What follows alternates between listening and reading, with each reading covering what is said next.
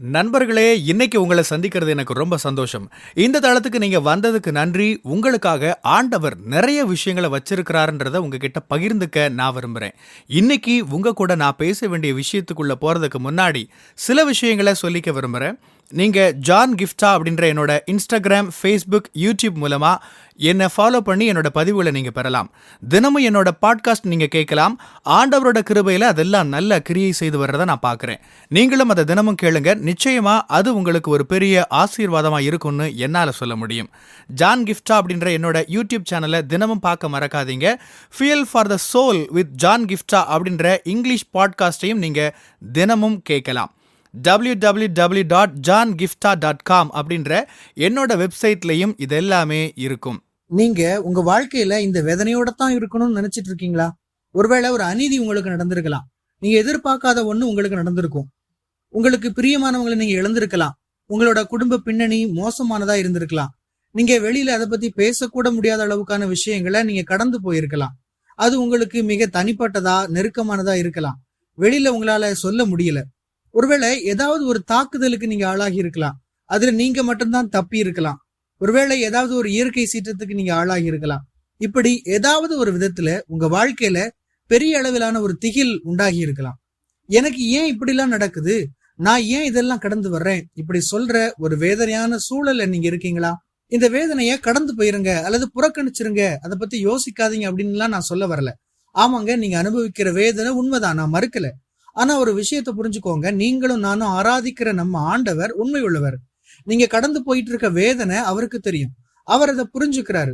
அது வழியா நீங்க கடந்து போகணும்ன்றது அவரோட விருப்பம் இல்லை. இருந்தாலும் மனிதனோட வீழ்ச்சியின் காரணமா உலகத்துல வேதனை இருக்கத்தான் செய்யும், இழப்பு இருக்கத்தான் செய்யும். இப்படியான நிறைய விஷயங்கள் வாழ்க்கையில நடந்துட்டு தான் இருக்கும். இப்படியான புயல்கள் உங்களை பயமுறுத்துதா, உங்களை அடக்கி வைக்குதா, எல்லாத்தையும் விட்டுட்டு போயிடுன்னு அழுத்துதா, போச்சு அவ்வளவுதான் இதுக்கு மேல என்னால முடியாதுன்னு உங்களுக்கு சொல்ல தோணுதா? இனிமே என் வாழ்க்கையில எந்த நல்லதும் நடக்கும்னு எனக்கு நம்பிக்கை இல்லைன்னு சொல்றீங்களா? எந்த ஒரு நல்லதும் இனிமே நடக்க வாய்ப்பே இல்லை, அப்படி ஒரு எதிர்பார்ப்பு என்கிட்ட இல்லைன்னு சொல்றீங்களா? 1980 மே மாசம் 3 நடந்த ஒரு உண்மை சம்பவத்தை சொல்லி இதை துவங்க விரும்புறேன். நான் அப்ப பிறக்கலைங்க, ஆனா இந்த சம்பவம் என்ன வியப்படைய வச்சுது. கேண்டிஸ்ன்னு ஒரு அம்மா இருந்தாங்க. அவங்களோட 13 வயசு மக கேரின்றவங்கள ஒரு குடிச்சிட்டு கார் ஓட்டுனதுனால நடந்த விபத்துல இழந்திருந்தாங்க. யாரும் எதிர்பார்க்காத ஒண்ணு இல்லையா? அவங்க ரொம்ப வேதனையில இருந்தாங்க. மகளை இழந்த அந்த துக்கத்தை தாங்க முடியாம இருந்தாங்க. ஒருவேளை இன்னைக்கு நீங்களும் துக்கத்தோட இருக்கலாம். ஒருவேளை உங்களுக்கு பிரியமானவங்களை இழந்த ஒரு துக்கமா அது இல்லாம இருக்கலாம். நீங்க ஏமாற்றப்பட்டதா, உங்க வேலை இழந்ததா, என்னோட தேவையை எப்படி சந்திக்க போறேன்னு நீங்க சொல்ற ஒரு நிலைமையில நீங்க இருக்கலாம். ஒரு மோசமான சூழல்ல நீங்க இருக்கலாம். அப்படி ஒரு மோசமான துக்கத்துல அந்த அம்மா இருந்தாங்க. தன்னோட மகளை இழந்த துக்கத்துல அந்த அம்மா அறையில இருக்கிறப்ப அவங்களுக்கு ஒரு எண்ணம் வந்துச்சு. மது போதையில வாகனம் ஓட்டுறதுனால ஏற்படுற மரணத்தை குறைக்கணும்ன்ற ஒரு எண்ணம் தான் அது. அவங்க எடுத்தது ஒரு சின்ன முன்முயற்சி தான். MADD, mothers against drunk driving, மது அருந்தி வாகனம் ஓட்டுதலுக்கு எதிரான தாய்மார் அப்படின்ற ஒரு இயக்கம் அது. இது வட அமெரிக்கா முழுசும் பரவிருச்சு. அங்கிருந்து முழு அமெரிக்கா, கனடான்னு எல்லா இடத்துக்கும் பரவிச்சு. என்ன நடந்தது தெரியுமா? போதையில வாகனம் ஓட்டுறதுனால ஏற்படுற மரணத்துல பாதிக்கு பாதி குறைஞ்சிருச்சு. இது ரொம்பவே பெரிய விஷயம். இந்த ஒரு பெண்மணியோட முன்முயற்சினால இவ்வளோ பெரிய மாற்றம். அந்த பெண்மணி தன்னோட வேதனையில இருந்து ஒரு நோக்கத்தை கண்டுபிடிச்சாங்க. இன்னைக்கு நீங்க எப்படிப்பட்ட சூழல்ல இருந்தாலும் அதை நினைச்சு வருந்துறதை விட்டுட்டு, ஆண்டவரே இந்த வேதனையில இருந்து ஒரு நோக்கத்தை கண்டுபிடிக்க எனக்கு உதவ மாட்டீங்களான்னு கேளுங்க. இந்த வேதனையில இருந்து ஒரு நன்மையை உண்டாக்க மாட்டீங்களா? இந்த வேதனையில இருந்து என் வாழ்க்கையில புதுசா ஏதாச்சும் செய்ய மாட்டீங்களா? இந்த வேதனையை மற்ற ஜனங்களுக்கு ஆசீர்வாதமா மாத்த மாட்டீங்களா? இந்த வேதனையை உங்களுடைய ராஜ்ய கட்டுமானத்துக்கு பயன்படுத்த மாட்டீங்களா? நான் எதிர்பார்த்துட்டு இருக்கிற நன்மையை இதன் மூலமா கொண்டு வருவீங்களான்னு ஆண்டவரை கேளுங்க. இந்த பெண்மணி தன்னோட வாழ்க்கையை துயரத்தோடவே கழிக்காம ஒரு பெரிய செயற்பாட்டாளரா மாறினாங்க. நிறைய பேரோட வாழ்க்கைய உயிரை காப்பாத்தினாங்க. இப்படித்தான் ஆண்டவர் உங்க வாழ்க்கையிலையும் உங்க வாழ்க்கை மூலமாகவும் செயல்பட விரும்புறாரு. மீதம் இருக்கிற உங்க வாழ்க்கைய அப்படியே காலம் கழிச்சுட்டு நீங்க போயிடுறதுக்கு அவர் விரும்பல. நீங்க விட்டுட்டு போயிடணும்னு அவர் விரும்பல. நீங்க புது உயிரோட்டத்தோட, உத்வேகத்தோட, ஆண்டவரே நான் தயாரா இருக்கிறேன், நான் இந்த வேதனையை கடந்து வந்தேன், ஆனா இப்ப தயாரா இருக்கிறேன், என்னை கொண்டு ஏதாச்சும் செய்யுங்க அப்படின்னு அவரை பார்த்து சொல்லுங்க. நான் கடந்து வந்த வேதனை என்னை கஷ்டப்படுத்தி இருக்கு, இருந்தாலும் நான் இப்ப தயாரா இருக்கேன். என் வாழ்க்கையில நிறைய விஷயங்கள் தாமதமா போயிட்டு இருக்கு, ஆனாலும் நான் ஆண்டவரை பார்த்து சொல்லுவேன், ஆண்டவரே நான் இருக்கேன், என்னை பயன்படுத்துங்க. மத்தவங்களுக்கு நான் ஆசீர்வாதமா இருக்கட்டும். நான் கடந்து போற சூழல் காரணமா அது தடைபட வேணாம்னு சொல்லுவேன். அப்படி நான் சொன்னதுனால தான் நான் இந்த செய்தியை ரெக்கார்ட் பண்ணிட்டு இருக்கிறேன். நீங்களும் இதை இப்போ கேட்டுட்டு இருக்கிறீங்க. அப்போஸ்தலனாகிய பவுலும் இன்னும் ஒரு கூட்ட மக்களும் கப்பல்ல போயிட்டு இருக்கப்ப கப்பல் உடைஞ்சிருது. கடுமையான புயல் வீசுது. கப்பலை கட்டுப்படுத்த முடியல. கடைசியில மெலித்தான்ற ஒரு இடத்துக்கு அவங்க வர்றாங்க. அப்போஸ்தலனாகிய பவுல் நற்செய்தியை பிரசங்கிக்கிறாரு. ஆண்டவரோட ராஜ்ய விரிவாக்கத்துக்காக அங்க நிறைய விஷயங்கள் நடக்குது. ஒரு விஷயத்தை நீங்க புரிஞ்சுக்கணும். மெலித்தான்ற இடம் அப்போஸ்தலனாகிய பவுலோட பயண திட்டத்துல இல்லவே இல்லை. அங்க போய் நற்செய்தியை அறிவிக்கணும்னு அவர் திட்டம் பண்ணல. புயல் காரணமா தான் அங்க வந்து அவங்க எல்லாரும் சேர்ந்தாங்க. பவுல் நற்செய்தி அங்க அறிவிக்கிறாரு.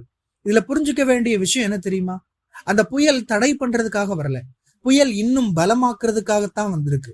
புயல் அழிப்பதற்கு வரல, இலக்குக்கு நேரே திசை காட்டி நடத்துறதுக்கு தான் வந்திருக்கு.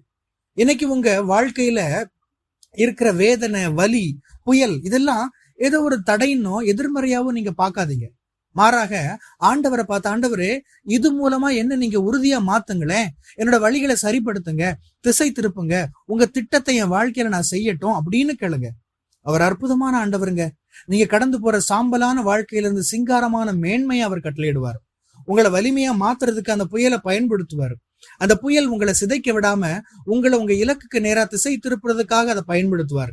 இன்னைக்கு நீங்க உங்க வாழ்க்கைய ஆண்டவரோட கைகள்ல ஒப்பு கொடுத்து, ஆண்டவரே இந்த வேதனைய உங்க கரங்கள்ல தர்றேன், என்னை குணப்படுத்துங்க ஆண்டவரே, எனக்கு உதவி செய்யுங்க, நான் உங்களை சார்ந்திருக்கேன், நான் விட்டுட விரும்பல, என்ன நீங்க நடத்தணும்னு விரும்புறேன் ஆண்டவரேன்னு அவரை பார்த்து சொல்லுங்க. உங்களை நடத்துறதுக்கு அவர் உண்மையுள்ளவரா இருக்கிறாரு. உங்களுக்கு வழிகாட்ட அவர் போதுமானவரா இருக்கிறாரு. நீங்க கடந்து போகிற வேதனை மூலமா உங்க வாழ்க்கையிலையும் வாழ்க்கை மூலமாவும் நன்மைகளை அவர் உண்டாக்குவார். ஆண்டவரே, இதை கேட்டுட்டு இருக்கிற ஒவ்வொருவருக்காகவும் ஜெபிக்கிறேன். இந்த வார்த்தைகள் அவங்களுக்கு முன்னாக கடந்து போகட்டும், அவங்கள ஊக்கப்படுத்தட்டும். நீங்க அவங்களுக்கு இன்னும் திட்டம் வச்சிருக்கீங்கன்னு அவங்க புரிஞ்சுக்கட்டும். இந்த வேதனை அவர்கள் வாழ்வின் முடிவல்ல, இன்னும் அவர்களுடைய வாழ்க்கைக்கு நீர் நோக்கம் வைத்திருக்கிறீர். அவர்கள் சூழலை நீர் மாற்ற போதுமானவர். அவர்கள் வாழ்வில் சிறந்ததை நீர் செய்ய போகிறீர். அப்படியே நீர் செய்வீராக. இயேசுவின் நாமத்தில் கேட்கிறேன், ஆமேன். கர்த்தர் உங்களை ஆசீர்வதிப்பாராக. உங்களுடைய பகுதிகளில் பிரசங்கிக்க என்னை அழைக்க நீங்க விரும்பினா டிஸ்கிரிப்ஷன்ல இருக்கிற இமெயில் மூலமா என்ன நீங்க தொடர்பு கொள்ளலாம். பிரியமானவங்களே, இந்த செய்தி மூலமா நீங்க உற்சாகம் அடைஞ்சிருப்பீங்க, ஆசீர்வதிக்கப்பட்டிருப்பீங்கன்னு விசுவாசிக்கிறேன். திரும்பவும் ஞாபகப்படுத்துறேன், நீங்க ஜான் கிஃப்டா அப்படின்ற என்னோட இன்ஸ்டாகிராம், ஃபேஸ்புக், யூடியூப் மூலமா என்னை ஃபாலோ பண்ணி என்னோட பதிவுகளை பெறலாம். ஜான் கிஃப்டா அப்படின்ற என்னோட யூடியூப் சேனலை தினமும் பார்க்க மறக்காதீங்க. Fuel for the soul with John கிஃப்டா அப்படின்ற இங்கிலீஷ் பாட்காஸ்டையும் நீங்கள் தினமும் கேட்கலாம். பாட்காஸ்ட் எபிசோடுக்கு நீங்கள் உங்களோட ரேட்டிங், ரிவ்யூ கொடுத்து ஷேர் பண்ண மறக்காதீங்க. www.johngiftha.com அப்படின்ற என்னோட வெப்சைட்லையும் இது எல்லாமே இருக்கும். இந்த ஊழியத்தால் நீங்கள் ஆசீர்வதிக்கப்பட்டிருந்து மற்றவங்களுக்கும் இதே ஆசீர்வாதம் சேரணும்னு விரும்பினா நீங்களும் எங்க கூட சேர்ந்து ஆண்டவரோட ராஜ்யத்தை கட்டுற இந்த பணியை உங்களோட நிதி ஆதரவு மூலமாகவும் தாங்கலாம். கூகுள் பே அல்லது நெட் பேங்கிங் அல்லது பேபால் மூலமா நீங்க ஆதரவு தரலாம். எல்லா விவரங்களையும் டிஸ்கிரிப்ஷன்ல நீங்க பார்க்கலாம். ஆண்டவர் உங்களை ஆசீர்வதிப்பாராக.